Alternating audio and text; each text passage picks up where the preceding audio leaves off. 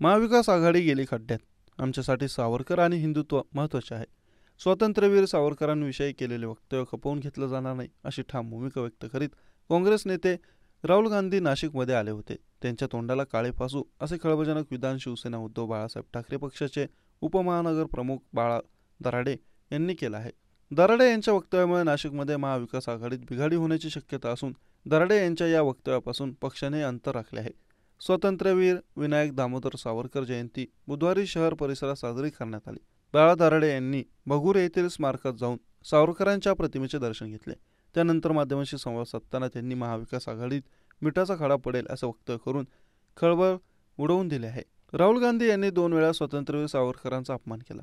त्यांना माफीवीर म्हणून संबोधले. त्यावेळी उद्धव ठाकरेंनी त्यांना ठाकरी शैलीमध्ये सुनावले होते.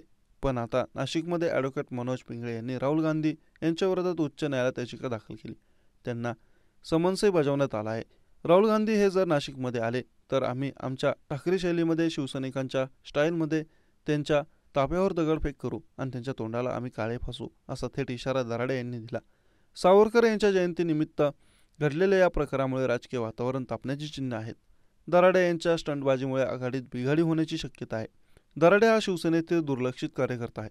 स्वतःच्या पक्षातील नेत्यांचे लक्ष वेधण्याकरता हा केविलवाना स्टंट आहे. आम्ही त्याला ओळखत नाही.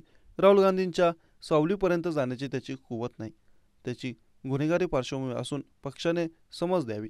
आम्ही कायदेशीर कारवाई करणार आहोत. ॲडव्होकेट आकाश छाजेड, शहराध्यक्ष काँग्रेस. स्वातंत्र्यवीर सावरकरांविषयी काँग्रेस नेते राहुल गांधींनी केलेल्या वक्तव्याबाबत पक्षप्रमुख उद्धव ठाकरे यांनी यापूर्वीच भूमिका मांडली आहे. बाळा दराडे यांनी दिलेला इशारा हा त्यांचे वैयक्तिक मत आहे.